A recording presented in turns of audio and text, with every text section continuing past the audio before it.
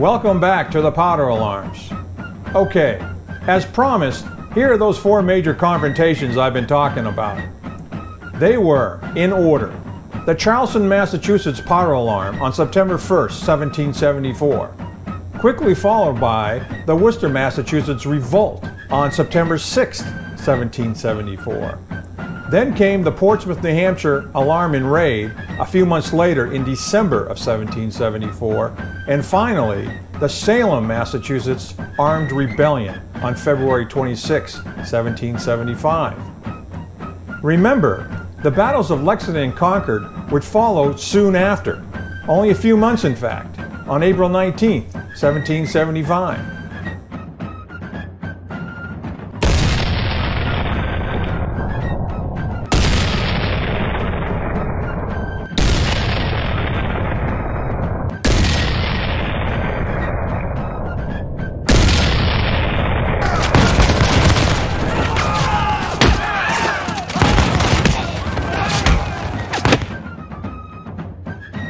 So let's begin with the Charlestown powder alarm. But before I get into the story, let's quickly look at a modern map showing you the most direct route to Powder House Square if you decide to take a ride there. And to add to the confusion, in the 21st century, the Powder House is no longer located in Charlestown, but in Somerville, Massachusetts. Many towns around Boston shifted boundaries after the Revolutionary War. So, what used to be part of Charlestown is now part of Somerville. Confused? Well, just make sure you punch in Powder House Square in Somerville when you program your GPS.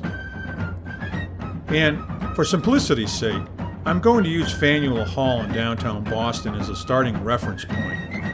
You can adjust as necessary to get to Powder House Square from wherever you want to start from. The most direct route will take you through the teeth of greater Boston traffic.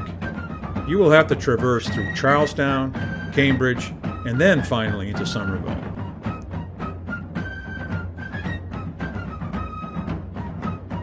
The GPS nav computer tells us it's only 5.4 miles and about 21 minutes to get there from Faneuil Hall.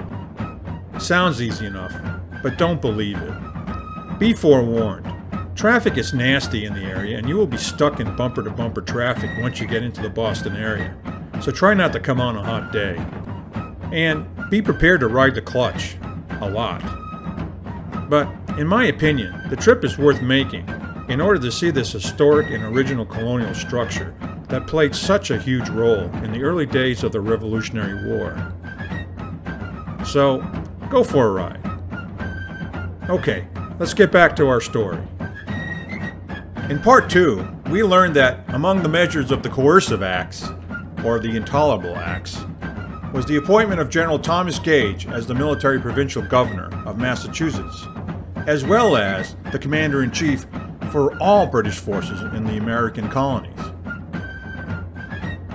Upon General Gage's arrival to Boston in May of 1774, he quickly realized that he and the British Crown had completely misjudged how deep and how far the feelings of rebellion were being felt, not only in New England, but in all of the 13 colonies.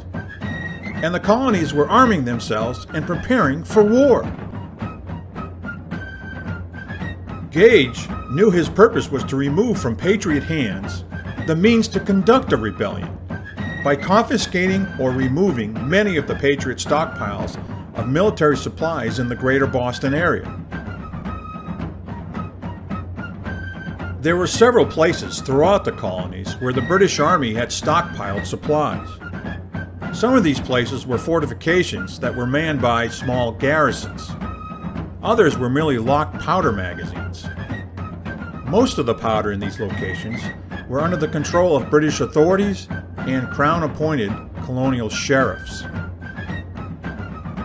One of the largest locked powder houses was located very near to Boston, in what was then part of Charlestown, but now in Somerville, Massachusetts. The Charlestown Powder House was controlled by William Brattle, the overall leader of the Massachusetts Bay British Provincial Militia, and an appointee of the British provincial governor. Brattle, who had not obviously sided with either Loyalist or Patriot, notified General Gage in a letter dated August 27, 1774, that a large supply of the King's powder was the only supply remaining in that storehouse. Gage decided that this powder had to be brought to Boston for safekeeping. The story I'm about to tell you comes from the descriptions in a wonderful book about the early days of the Revolution called Paul Revere's Ride by David Hackett Fisher, and all credit for the following description goes to him. By this time, Gage and his staff had already been busy planning several stealthy powder seizure missions which targeted several towns around Boston. The Powder House raid in Charlestown would be the first of these missions to be implemented. At 4:30 in the morning of September 1st, a force of roughly 260 British regulars from the 4th Regiment and under the command of Lieutenant Colonel George Madison were marched from their encampment area on Boston Common to Long Wharf, where they boarded Navy longboats and were rowed in secrecy through Boston Harbor and then up the Mystic River. They landed and disembarked at a place called Temple's Farm in Charlestown. After reforming their ranks, they quickly marched along one of the few roads in the area to the Powder House on Quarry Hill, located about a mile away. At this early hour and in absolute darkness, the British troops had achieved complete secrecy, as no inhabitants were awake to witness the troop movement, either in Boston or Charlestown. The sheriff of Middlesex County, whom William Brattle had chosen to meet the troops that early morning, greeted Colonel Madison at the Powder House and then gave him the keys to the building, the largest gunpowder magazine in the Massachusetts Bay Province. The British troops got busy removing 250 barrels of powder through the early morning, clumsily and slowly at first because it was dark and no lanterns could be lighted for fear of setting off an explosion. Just after sunrise, the troops had finished removing all of the gunpowder. With no militia or angry mob to molest them, the British troops took the powder and returned to Boston the way they had come. But some of the troops were not yet done for the day. After receiving information that 2 artillery field pieces, located in nearby Cambridge and belonging to the province, were left unguarded in the town center, Colonel Madison sent a small contingent to remove the cannons, and then had them taken both to Boston.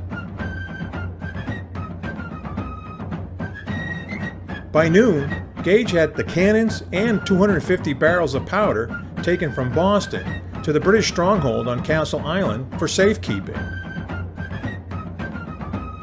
General Gage was very pleased.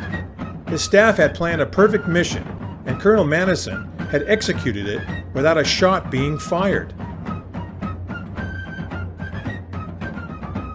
The next morning, on September 2nd, a huge crowd of 4,000 angry men gathered on Cambridge Common and then marched to and surrounded William Brattle's mansion. These men shouted, threw stones, and forced Brattle out of his home and flee for his life. Brattle would never see his home again, eventually fleeing to Britain. The mob continued to visit every British Loyalist house in Cambridge and forced them to flee into Boston under the protection of the British troops. When things finally calmed down later in the day, the Patriots celebrated their apparent victory in the dramatic turn of events and then spread the news to the other colonies. Paul Revere himself was instrumental in getting the word out. After the surprise raid at the Charlestown Powder House by British troops, Revere vowed that the Patriots would never be taken by surprise again, and he would spend much of the following winter planning and organizing a communications and spy network across New England. He knew the key militia leaders in every town, and he knew who needed to be contacted in case of another alarm. Revere's organization and planning was critical to the Patriot cause. Although he would later become famous for his midnight ride, Revere did more than just ride. He was the key architect in building the Patriot early warning system against any future British raids in New England. The next time Gage attempted to move soldiers out of Boston, Patriot leaders would know about it well in advance, and they would be ready to confront the regulars before they could reach their objective.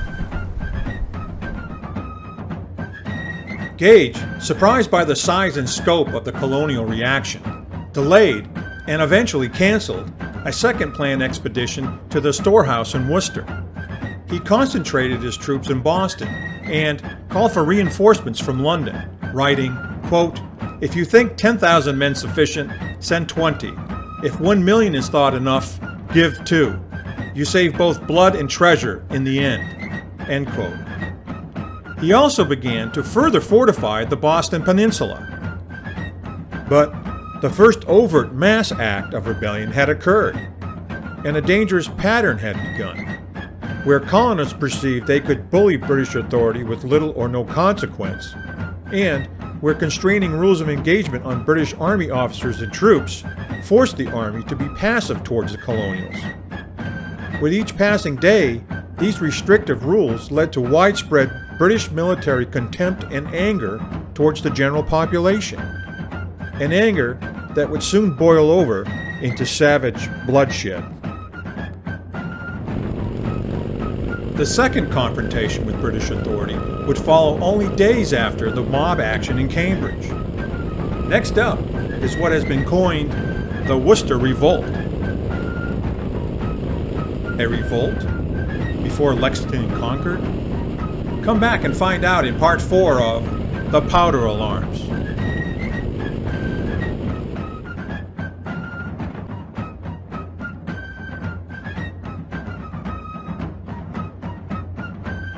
If you've liked watching this episode of The Powder Alarms, please hit like or subscribe so you can keep up with new episodes as they become available. And lastly, please share this channel with your friends. Thanks for watching.